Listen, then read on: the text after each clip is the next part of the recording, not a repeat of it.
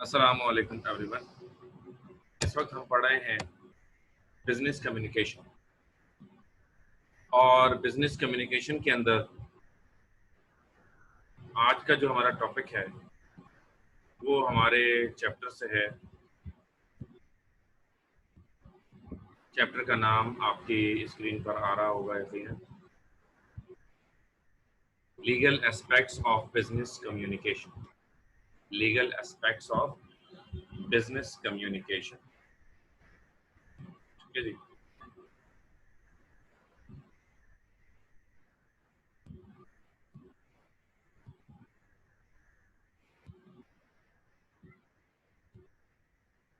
तो प्रिविलेज की हम बात कर रहे थे कल, जो हमने क्लास अपनी रोकी थी वो एब्सोल्यूट प्रिविलेज पे रोकी थी, और इसके बारे में मैंने पता है privilege privilege a legal right a legal right to communicate a defamatory material or information in certain situation is privilege.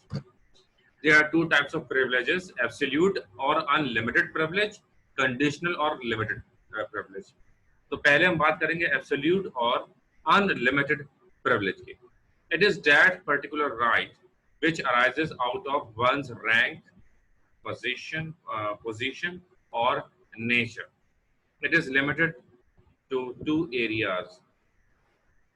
Absolute privilege जो है ये कब होता है? एब्सोल्यूट प्रिविलेज होता है नंबर वन, आपके पास रैंक हो अगर ऐसा, या ओहदा हो, या आप जो काम कर रहे हो उसका नेचर ऐसा हो कि आपको लाजमी तौर पर एब्सोल्यूट प्रिविलेज जो है वो दिया जाए, ठीक है। अच्छा, तो ये किस किस सिचुएशन में ऐसा हो सकता है? नंबर वन, जुडिशियल प्रोसीडिंग्स, यानी कि कोर्ट में। During the proceedings of judiciary the attorney, the witness may make any defamatory statement. यानी कि जब आपके खिलाफ कोई अदालत में केस चल रहा है तो एक अटॉर्नी होता है, जज के अलावा एक सरकारी बंदा होता है जो कि अटॉर्नी होता है, ठीक है ना। अटॉर्नी मतलब जिम्मेदार, अटॉर्नी मतलब मालिक के या पावर वाला बंदा जो साहिब इख्तियार होता है उसको अटॉर्नी कहते हैं। और दूसरा होता है गवाह। The witness may make any defamatory statement. Similarly, act of some government officials are exempted from the law of defamation. इस तरह कुछ जो सरकारी अफसर होते हैं वो भी एग्जम्प्टेड होते हैं, और वो भी अगर चाहें तो कोई ऐसा मतलब कोई भी ऐसा इल्जाम या कोई भी ऐसी बात कर सकते हैं कि जिससे सिविलियंस बिल्कुल एग्जम्प्टेड हैं और सिविलियंस ऐसी बात नहीं कर सकते, ठीक है जी। No case can be brought against them. और अगर कोई आपके खिलाफ इल्जाम आप पे लगा भी देता है और कल को अगर वो साबित नहीं भी होता है तो आप उन लोगों के खिलाफ केस नहीं कर सकते। क्यों? क्योंकि उनको कानून ने मुस्तस्ना करार दिया है, कानून ने उनको अलग करके रख दिया है कि नहीं, दे आर द पीपल के जो उसका हिस्सा नहीं। इसी के साथ दूसरे लोग कौन होते हैं? द सेकंड पीपल आर दूसरी सिचुएशन जो वो लेजिस्लेटिव प्रोसीडिंग, वो भी इसी से ताल्लुक है। During the session of parliament, ठीक है ना, सेनेट और national assembly in our country, जो हमारे लेजिस्लेटिव प्रोसीडिंग जिसे कहते हैं, जो पार्लियामेंट में इजलास हो रहे होते हैं, पार्लियामेंट में जो गुफ्तगू और ये जो बातें आपस में कर रहे होते हैं, तो during session of parliament, senate और national assembly, any defamatory statement may be made without any one without bringing the law of defamation into operation. यानी कि पार्लियामेंट भी उनको इस बात की खुली इजाजत देती है कि जिस पर जो इल्जाम वो लगाना चाहें वो लगा सकते हैं, और इन मामलात में भी उन्हें कोई रोकने टोकने वाला नहीं है। This is called absolute privilege. इस मकाम पर उन्हें एब्सोल्यूट प्रिविलेज हासिल होता है, अनलिमिटेड प्रिविलेज हासिल होता है। जो इल्जाम वो लगाना चाहें, इतने करोड़ का इसने गबन कर लिया, इतने बच्चे इसने अगवा कर लिए, इसने इतने कत्ल कर दिए, ये हराम कमा रहा है, ये करप्शन कमा रहा है, इसको किसी और ने वजीर आजम बनाया है, ये फला चीज खा गया, ये गन्ना खा गया, ये चीनी खा गया, ये दूध पी गया। इस तरह की बातें बहुत सारी हमें सुनने को मिलती हैं। ये सारी बातें वो लोग कर सकते हैं, उनको खुला खाता है उनका। कहां पर है? पार्लियामेंट में उनके पास खुला खाता है। अब हम बात करेंगे कंडीशनल प्रिविलेजेस की। सर विदाउट प्रूफ कर सकते हैं? हाँ हाँ, जो मर्जी है बक दो बस, ऐसा खुले जंगल में जानवरों की तरह। आई बात समझ में? बस इससे ज्यादा मैं और क्या जुमला इनके लिए इस्तेमाल करूं, ठीक है ना। अल्लाह उनको हिदायत दे और अल्लाह पाकिस्तान पर रहम करे, पाकिस्तान के लोगों पर रहम करे। आज की मैं आपको खबर बताऊं कि इमरान खान ने फैसला कर लिया वजीर आला पंजाब को चेंज करने। अबे भाई जिस दिन से बनाया आवाम बोली अबे किस गधे को बैठा दिया भाई, इसको उतारो नीचे, इसको चेंज करो। पाकिस्तान का सबसे बड़ा सूबा है, उसका कितना दबंग वजीर आला होना चाहिए था। फिर क्या हुआ? नहीं माना, नहीं माना, नहीं माना। अबे ऐसा कोई बेवकूफ गधा उठ बिठा दिया, उसको कुछ नहीं आता। यकीन करें, मैं बता रहा हूँ, आपके सेंटर का जो चौकीदार है ना वो उससे अच्छा है। यकीन करें आप, आपके सेंटर का चौकीदार उससे अच्छा है। ऐसा वो बेवकूफ आदमी बना दिया। करप्ट है वो भी, मैं आपको बता रहा हूँ करप्ट है। आप देखें जरा, इनको हुकूमत जाने से पता चल जाएगा। भाई बड़े बड़े जो ट्रांसपेरेंट इंटरनेशनल जैसे बड़े बड़े इदारे कह रहे हैं कि इतनी करप्शन जितनी इमरान खान के दौर में हो रही है, इतनी नवाज शरीफ के दौर में नहीं हुई, इतनी पीपल्स पार्टी के दौर में नहीं हुई जितनी अब हो रही है। अजीब हालत हो गया एकदम, बिल्कुल बेलगाम घोड़े हो गए सारे के सारे। और उसकी वजह मैंने मेरी फैमिली ने इमरान खान को वोट दिया। तो उसकी वजह पता है क्या? उसकी वजह यह है कि आइडिया नहीं है इनको किस तरह से रोकना है, किस तरह से करना है। ठीक है ना बार, आगे बढ़ते हैं। A business communicator cannot claim absolute privilege. एक बिजनेस कम्युनिकेटर कभी भी एब्सोल्यूट प्रिविलेज को क्लेम नहीं कर सकता, उसको कभी भी एब्सोल्यूट प्रिविलेज नहीं दिया जाता। यानी कि एक क्या कहते हैं, लामहदूद प्रिविलेज उसको कभी भी नहीं मिलेगा। उसको जब भी प्रिविलेज मिलेगा उसको लिमिटेड प्रिविलेज मिलेगा। The only privilege that he enjoys is limited और कंडीशनल। ठीक है ना। जब भी अगर उसको मिलता है अगर प्रिविलेज, तो वो भी कौन सा मिलता है? या तो उसको लिमिटेड मिलता है प्रिविलेज, या कंडीशनल, यानी कोई शर्त लगी होती है भाई सिर्फ इस चीज की इजाजत है और इस चीज की इजाजत नहीं। Communication in good faith is not subject to legal action. Communication in good faith is not subject to legal action. अगर आप किसी की गुड फेथ में कह रहे हैं, किसी की अच्छाई में अगर कुछ आप बयान करें, अगर आप उसकी तारीफ बयान करें, उससे खुश होकर आप कुछ बयान करें, उस पर किसी किस्म का कोई लीगल एक्शन नहीं लिया जा सकता, भले से आपकी वो बात कल को गलत साबित हो जाए। Defamatory statement made in ordinary business activity are qualifiedly privileged. Defamatory statement in ordinary business activity are qualifiedly privileged. मिसाल के तौर पर काशान मिल्क शॉप भी है और शहरियार मिल्क शॉप भी है। अगर काशान ये कहता है कि भाई ये जो शहरियार की दूध की दुकान है, शहरियार इसमें जो है उन जानवरों का दूध बेच रहा है जिन जो हराम जानवर है, ठीक है ना। अब नाम लेने की जरूरत नहीं, आप समझ जाए, किसी का भी नाम लगा दें आप। तो फला ऐसा, ये तो मोहल्ले में से पकड़ पकड़ के दूध निकाल के बेच रहा है भाई, फला फला जानवर का, समझ रहे आप। अब ऐसे आपने लगा दिया और ये बात मशहूर हो गई। मिसाल के तौर पर हमारे घर के कोई 5 मिनट की ड्राइव पर जावेद निहारी है। तो जावेद निहारी का नाम आपने बहुत जरूर हो, कराची का मशहूर तरीन निहारी वाला है जावेद निहारी। तो उसके बारे में उड़ा दी गई कि गधे का गोश्त होता है, उसके गोश्त निहारी के अंदर गधे का गोश्त। अब ये बात फैला दी, ये डिफेमेटरी स्टेटमेंट था। अब डिफेमेटरी स्टेटमेंट 12 नुकसान तो पहुंचाता है। उसको कितना नुकसान पहुंचाया इसने, इस डिफेमेटरी स्टेटमेंट ने, कि भाई उसकी सेल आधी से भी कम हो गई, मतलब आधी से भी कम सेल हो गई। यार आप अंदाजा तो करें कि कितना जो है उसको नुकसान पहुंचा होगा। तो ये ऑर्डिनरी एक वो बयान दे दिया किसी ने, और वो बात फैलती गई फैलती गई फैलती गई, और लोग आना बंद हो गए, वो बखिए मारने लगा। और फिर उसने अखबार में ऐड दिया पूरा कि ऐसा नहीं है और मैं चैलेंज करता हूँ, मैं यूं ऐसे दावे वावे किए बड़े, उसने बड़े अखबारों में उसके बारे में आर्टिकल आए। और आज फिर उसके पास रश लगा हुआ, और मैं तकरीबन 15 दिन पहले ही जावेद निहारी खाने का शर्फ हासिल मुझे हुआ। अच्छा, डिफेमेटरी मेड इन, यानी कि आप किसी पे कुछ कह दो कोई मसला नहीं है, ये बेकार सब्जी है इसकी, मेरी सब्जी अच्छी है, फला चीज अच्छी है मेरी, उसके मुकाबले में ये कुछ कह सकते हैं आप, थोड़ा बहुत चलता है। But intentional deceit must be avoided for the person responsible for it may be sued for damages.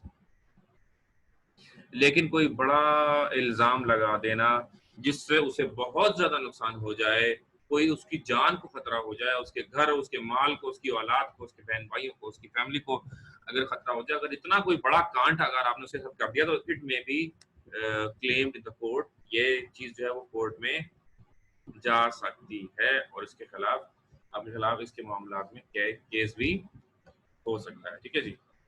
अच्छा, अब आगे देखिए क्या लिखा है। Following is a list of some defamatory terms.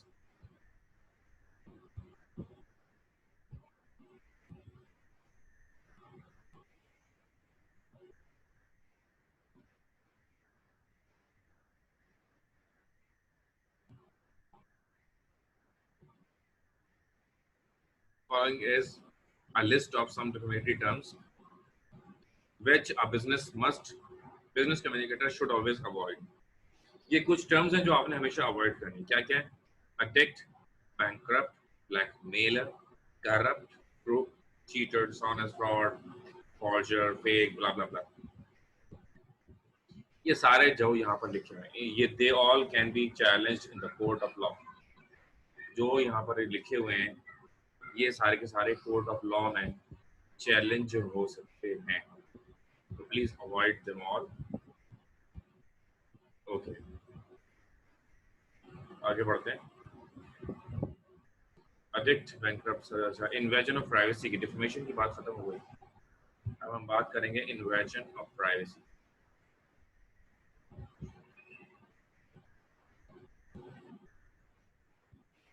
Invasion of privacy may be defined as the unconsented, unprivileged, or unreasonable intrusion into the private life of an individual is called invasion of privacy. ठीक है जी। मिसाल के तौर पर आप किसी की भी बगैर मर्जी से उसकी अगर प्राइवेट वीडियो अगर आप लीक कर दें, प्राइवेट ऑडियो अगर आप लीक कर दें, प्राइवेट मैसेजेस अगर आप लीक कर दें, ठीक है, तो ये सब क्या है? This is called invasion of privacy. आप सोशल मीडिया पे देखते होंगे कि कोई मशकूक या कोई पर्सन, कोई ऑडियो आ जाती है, कोई वीडियो आ जाती है, कोई चैट आ जाती है, स्क्रीनशॉट लेकर चैट आ जाता है, ठीक है ना। तो मेरे एक दोस्त के साथ भी ऐसा हुआ। दोस्त तो खैर उसको नहीं भी कहना चाहिए उसने जो है ना क्या किया था कि एक मोहतरमा को मैसेज किया, मोहतरमा उन्हें पसंद आ नहीं। अच्छा, वो मोहतरम कौन है ये भी बताऊँ आपको। मोहतरम है ऑपरेशन मैनेजर है इस वक्त एमसीबी बैंक है। एमसीबी बैंक का ऑपरेशन मैनेजर होना बड़ी बात होती है। एक बड़ा बैंक है ना, अच्छा ग्रेड है उनका, असिस्टेंट वाइस प्रेसिडेंट है। तो शादी करना चाहते थे, मतलब बुरे आदमी नहीं है कैरेक्टर के, शादी करना चाहते थे और एक मोहतरमा उन्हें पसंद आया। अब वो उनका कोई ठिकाना उनको नहीं मिल रहा कि कहाँ से ताल्लुक उनका क्या है, तो उन्होंने उनको मैसेज वगैरह कर दिए फेसबुक पे, दो चार लिख के अच्छे खासे इंग्लिश में फुल। उन मोहतरमा ने क्या किया कि उनके स्क्रीनशॉट लिए और फेसबुक पे शेयर मार दिया उन्होंने। अब जब उन्होंने फेसबुक पे शेयर मारा तो भाई वो तो मैंने भी देखा कि यार ये तो मेरे जान पहचान वाले लड़के के स्क्रीनशॉट्स हैं। तो मैंने उससे रब्ता किया, मैंने बोला भाई ये क्या हो गया। तो वो इतना शर्मिंदा हो रहा बेचारा, इतना जो बस जमीन के अंदर मुंह था ना, इतना शर्मिंदा हो रहा। तो बालों को मसला मैंने सॉर्ट आउट करवाया। ये वो मोहतरमा भी इत्तेफाक से मेरी जान पहचान वाली निकली। तो मैंने उनको समझाया कि देखें ये बंदा ऐसा नहीं है और ऐसा वैसा है। तो यकीन करें अगर किसी की पर्सनल चैट पब्लिक हो जाती है तो अगर कोई शरीफ ज़्यादा होगा तो उसके लिए बहुत ही बुरी बात थी वैसे। अच्छा, वो फिर ये हुआ कि क्योंकि मैंने बताया वो लड़का अच्छा था, आदमी अच्छा था, तो फिर मैंने उन दोनों का रिश्ता करवा दिया और उनकी शादी भी हो गई अभी मेरे ख्याल से 3 बच्चे हैं उनके ना। अभी उनकी शादी हो चुकी है, उन दोनों की ही शादी आपस में हो चुकी। लड़का बस अपनी हिसाब से करना चाहा उसको फिर भी, और फिर उसने फौरन डिलीट किया, माफी मांगी उन्होंने आपस में। और फिर मैंने उनकी दावत की ना, मतलब घर में वो लोग आए, फिर घर में उनको दोनों को बिठा के मैंने वो वाकया सुनाया। तो जो उनकी बेगम बन चुकी थी वो इधर उधर मुंह अपना छुपा रही थी, मतलब कि मैंने। लेकिन अच्छा, उनकी जो वाइफ है वो फर्स्ट वुमेन बैंक में है। फर्स्ट वुमेन बैंक का नाम आपने सुना होगा। तो वो वहाँ होती हैं और जो शौहर है वो एमसीबी बैंक में होते हैं। दोनों बैंकर हैं, दोनों दोनों माशाल्लाह एमबीए हैं। दोनों मेरे यूनिवर्सिटी के थे लेकिन उनका बैचेस अलग अलग थे। अच्छा जी, तो इन्वेजन ऑफ प्राइवेसी का मैं बता रहा हूँ कि अगर किसी की ऐसी कोई मतलब, तो बहुत उसके लिए बायस शर्मिंदगी, अगर वो खानदानी बंदा है तो उसके लिए बायस शर्मिंदगी हो सकता है। ठीक है ना। अब यकीन करें उस बंदे ने, जिस लड़के की मैं बात कर रहा था, उसने उसके बाद फेसबुक यूज ही नहीं करी। उसने डीएक्टिवेट जो अपना अकाउंट जो उसने उस वक्त डीएक्टिवेट किया था, आज तक उसका अकाउंट डीएक्टिवेट है, आज तक उसने फेसबुक ही यूज नहीं करी। अल्लाह ने बड़ा करम किया, हमें तो बचा के रखा ऐसे मामला से। तो हमने तो लोगों को देखकर ही नसीहत ले ली और हमने बोला नहीं भाई, किसी से चैट में तो बात ही नहीं करो, बस काम की बात करो, बस खत्म, कॉल करो भाई डायरेक्ट। तो invasion of privacy may take place without publication. Invasion of privacy is trespass which is an injury to another person or property. अब इन्वेजन ऑफ प्राइवेसी क्या होता है कि आप उसकी जात को नुकसान पहुंचा देते हैं, आप उसको बदनाम कर देते हैं। लड़कों के लिए भी बदनामी उतनी खतरनाक है जितनी लड़कियों के लिए। ऐसा नहीं है कि बहुत सारे लोग मेरी बात से इख्तिलाफ भी करें कि नहीं लड़कियों के लिए ज्यादा खतरनाक होती है, नहीं ऐसा नहीं। अब लड़कों में बहरहाल लड़कों की भी ज़ाहिर इज्जत होती है और बहरहाल हमारे यहाँ लड़कियों की मामला को ज़्यादा हाईलाइट किया जाता है, लेकिन लड़कों के लिए बहुत नुकसान है। अब मिसाल के तौर पर अगर वो लड़का कल को बैंकर बनता है, टीचर बनता है, डॉक्टर बनता है, लॉयर बनता है, तो अगर उसके बारे में कोई गलत बात फैली हुई होगी तो डेफिनेटली, अब वो जो डॉक्टर था, यकीन करें जो उसकी फ्रेंड रिक्वेस्ट उसने जिस लड़की को भेजी थी और उसने उस बात को मैंने आपको बताया था कि हाईलाइट कर दिया, तो यकीन करें कितना वो शर्मिंदा हुआ डॉक्टर, मैं जानता हूँ। खैर, this section discuss the employees personal disabilities, personal identity and private fact and personal records, reports, letters and electronic data. I don't know कि आप लोग क्या करते हैं, मैं बताऊँ, मेरे पास ना मेरी एक पर्सनल डायरी है और जब whenever I get too much happy, I write that incident in my diary.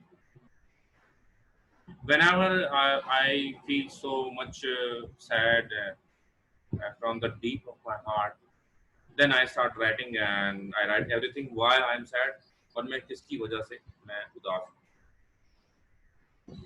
उसमें कितनी सारी इंसिडेंट्स लिखे मेरी जिंदगी, कब मैं यूँ था कब नहीं, और अगर वो पब्लिक हो जाए तो जाहिर है बहुत सारे लोगों से मुंह छुपाना पड़ जाएगा, क्योंकि वो लोग आज मेरी जिंदगी में हो सकता है हो जो जिनके बारे में मैंने कुछ उल्टा सीधा लिखा हो, या कुछ ऐसे भी लोग होंगे जिनके बारे में मैंने अच्छा लिखा, तो वो तो खुश हो जाएंगे, लेकिन जिनके बारे में मैंने फला फला लिख दिया उसके अंदर, तो वो नुकसानदेह भी साबित मेरे लिए हो सकता है ना। तो मेरी पर्सनल बात है ना, वो तो हाईलाइट है।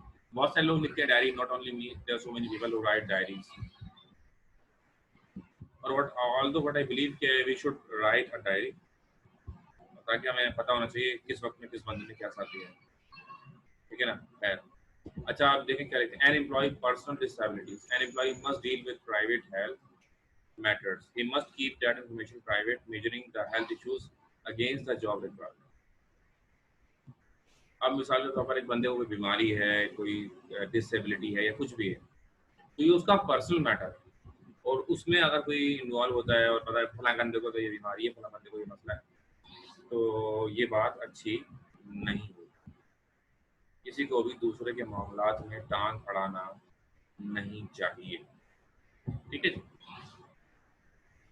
An employee, person with disabilities, an employee must deal with private health, ठीक है ना। तो एम्प्लॉय की डिसेबिलिटी से अगर आपको पता चल गया, कोई रिपोर्ट आपके हाथ में लग गई कि फला बंदे को ये मसला, तो आप उसको पब्लिक करें, ये अच्छी बात नहीं है। दूसरों को बताते फिरें, ये अच्छी बात नहीं, ठीक है ना।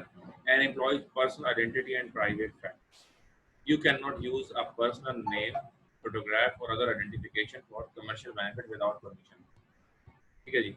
अब मिसाल के तौर पर किसी और लड़की की आईडी से तस्वीर उसकी उठाकर और अपनी आईडी बनाकर,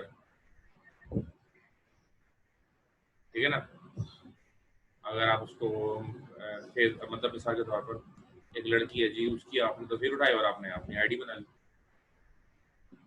तो ये क्या है, ये इन्वेजन ऑफ प्राइवेसी है। आप किसी की भी तस्वीर नहीं यूज कर सकते हैं, करना चाहिए। मिसाल के तौर पर होता है ऐसा कि बहुत लड़कियां फेसबुक पे तस्वीर लगाती हैं, वहाँ से उसकी तस्वीर उठा लेते हैं, गूगल पे डाल देते हैं, गूगल से तस्वीर उठाते हैं कोई और आईडीज बना देते हैं। मिसाल के तौर पर दुनिया में इस वक्त तकरीबन 9 अरब लोग हैं, 8 साढ़े 8 9 अरब लोग दुनिया में मौजूद। तो 9 अरब लोग दुनिया में मौजूद हैं, जिसमें से तकरीबन कोई 4.5-5 अरब लड़कियां हैं तो 4 अरब लड़के हैं, ठीक है ना, लड़कियां भारत ज्यादा है, और 8 अरब फेसबुक पे लड़कियां। समझ में आ रही बात आपको? यानी कि अब जो खवातीन है वो बूढ़ी हैं, 80-80 साल की, जवान हैं, बच्चियां हैं, छोटी बच्चियां हैं जिन्हें अभी तक फेसबुक का नाम नहीं पता, वो सब मिलाकर कितनी है? 5 अरब। और फेसबुक पर लड़कियां कितनी है? 8 अरब। तो ये 3 अरब लड़कियां कहां से आ गई? ये 3 अरब फेसबुक पर आईडीज जो बनी हुई हैं, ये लड़कियों की फेक आईडियां बनी हुई है बेटा। ये उठा के दस, ये इन्वेजन ऑफ प्राइवेसी नाम है। You cannot use a person's name, photograph, or other identification for commercial benefit without permission. Furthermore, the personal information customers give when applying for credit insurance jobs should kept confidential. और अब होता क्या है, जैसे मैं loan देता हूँ ना, बड़े बड़े क्लाइंट्स होते हैं हमारे, उनको मैं लोन देता हूँ। अब जितने बड़े बड़े सेठ आते हैं तो पूरे अपने एम्प्लॉयज के सामने रो रहे होते हैं, पैसा नहीं है, फला नहीं, फला नहीं। लेकिन जब हमारे सामने आते तो उनका अच्छा चिट्ठा अपना असली मेरे सामने रखते। तो अब मुझे पता होता है किसी के पास कितना माल पड़ा हुआ है, किसी अकाउंट में 90 लाख रुपए पड़े हैं, 1 करोड़ रुपए पड़े हैं, 5 करोड़ रुपए उनके अकाउंट में पड़े हैं, वगैरह वगैरह। अब लेकिन हमें क्या होता है, हमारी ये ड्यूटी है कि हम उनकी जो ये पर्सनल इन्फॉर्मेशन है, हम किसी को वो इन्फॉर्मेशन ना दें, हम उनसे महफूज रखें, बचा के रखें, ये चीज आती है हमारी, ठीक है ना। An employee's records, reports, letters, and electronic data. An employee's right to privacy will be violated if private records, reports, letters, and more recently electronic mail are ready by persons not entitled to examine them. किसी भी employ का record, उसके report, उसके letters और उसका electronic data जो है, वो भी उसकी बगैर इजाज़त के उस सिस्टम में से निकाल लेना, उसको यूज़ करना, उसको इस्तेमाल करना, उसको पब्लिक करना, उसको किसी और से शेयर करना, ये तमाम की तमाम चीज़ें क्या हैं? ये तमाम की तमाम चीज़ें क्या हैं? गलत हैं, नुकसानदेह हैं और इन्वेजन ऑफ प्राइवेसी हैं, और इसको कोर्ट में, अदालत में चैलेंज किया जा सकता है। कोई सवाल हो तो आप मुझसे कर सकते हैं, ठीक है जी।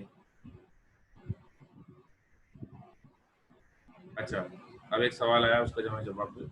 देखिए, एक्ट्रेस जो पब्लिक पर्सनालिटीज होती हैं, जो सेलिब्रिटीज होते हैं, उनकी तस्वीरें आप इस्तेमाल कर सकते हैं, क्योंकि वो तो चाहते हैं कि लोग हमारी तस्वीरें इस्तेमाल करें।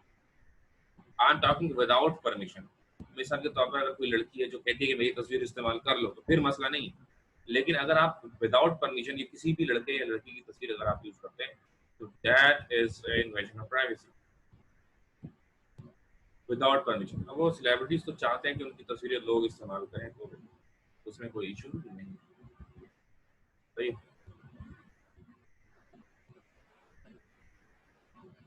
एब्सोल्यूट प्रिविलेज अभी दिखा देते हैं आप।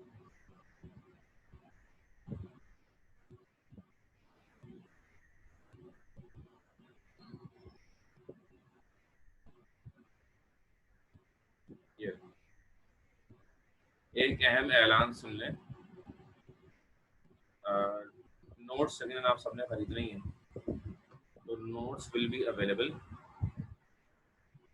एट योर काउंटर्स, ठीक है ना, बाय मंडे। मंडे से आप जाकर जो सब्जेक्ट्स मैं आपको पढ़ाता हूँ उसके नोट्स इंशाल्लाह अवेलेबल होंगे आपके काउंटर पर। नोट कोचिंग के वहाँ से जाकर आप परचेज कर सकते हैं। अब यार ये लो बस, अब ठीक है, ले लिया स्क्रीनशॉट। अब मैं आगे बढ़ रहा हूँ, 1 2 3, एक और ले लें स्क्रीनशॉट, हो गया, एक और,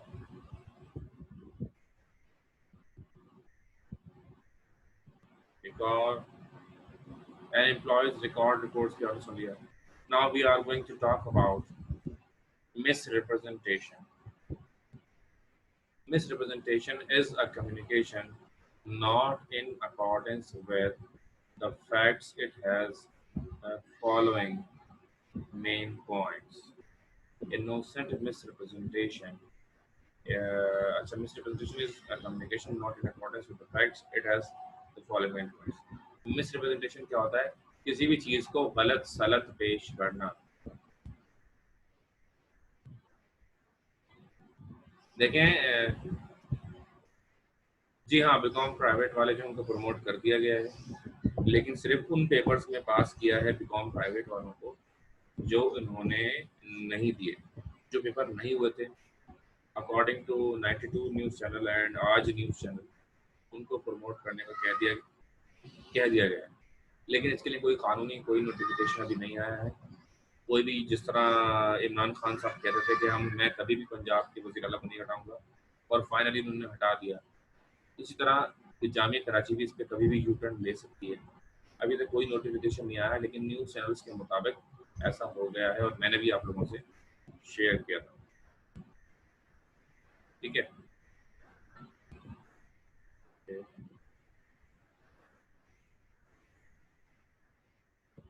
तो नोट्स जो लेना चाहे वो ले ले, ठीक है ना। जाहिर है कि फायदा तो ही होगा, आपने अगर कुछ भी मिस है वो वहाँ पर आपको सब मिल जाएगा।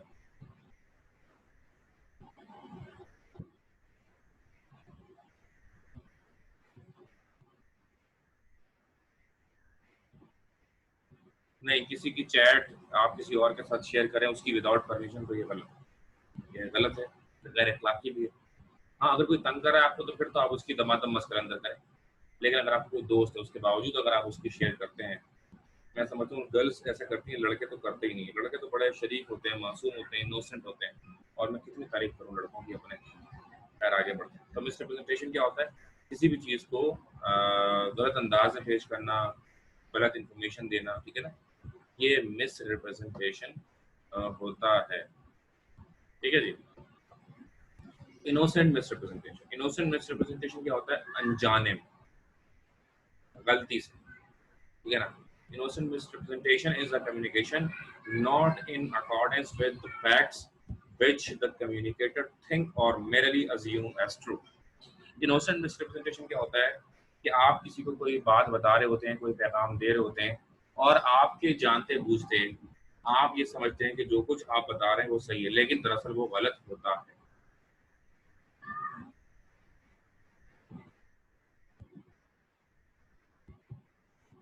आई होप कि आपको ये बात समझ में आई होगी कि मेरे नज़दीक जो बात सही थी मैंने बता दी। भाई मिसाल के तौर पर एक लड़का है जिसका नाम है बिलाल शेख, ठीक है ना। एक लड़का है जिसका नाम है बिलाल शेख, और बिलाल का रिश्ता आता है। अब मैंने बता दिया कि बिलाल तो बहुत अच्छा लड़का है, ये हुआ है, हुआ है। अब मुझे यही लगा कि यार वाकई में बिलाल एक अच्छा लड़का है।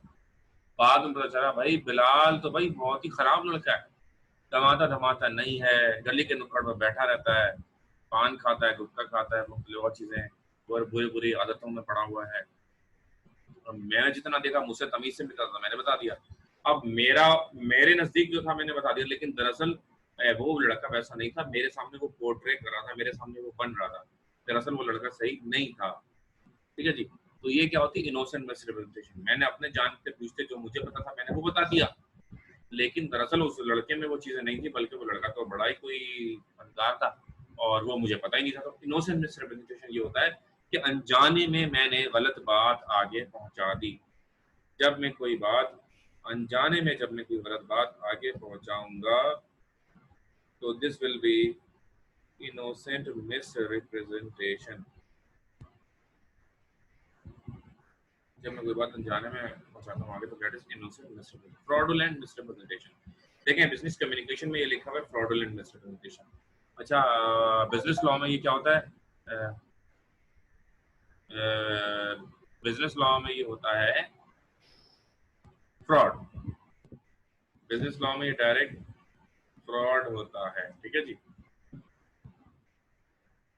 Okay.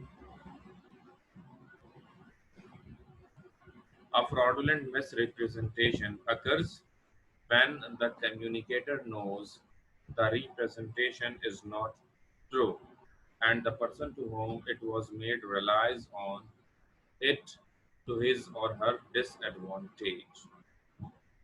A fraudulent misrepresentation occurs when the communicator knows the representation is not true and the person to whom it was made relies on it to his or her at disadvantage.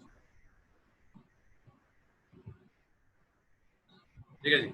अगर एक बंदे को पता हो कि सामने वाला गलत है, उसको फिर भी सही गर्दानना, सही उसको मानना, ये क्या है? ये फ्रॉडुलेंट मिसरिप्रेजेंटेशन, यानी कि फ्रॉड ही एक तरह से। तो फ्रॉड के ऊपर मजीद बात करेंगे इंशाल्लाह। फ्रॉड की हेडिंग से हम अगली क्लास में शुरू करेंगे। जब तक अपना बहुत ख्याल रखिएगा। कोई भी सवाल आप पूछ सकते हैं। तो let's have a break of 10 minutes for namaz and then we will start the class again. ठीक है, अल्लाह हाफ़िज़।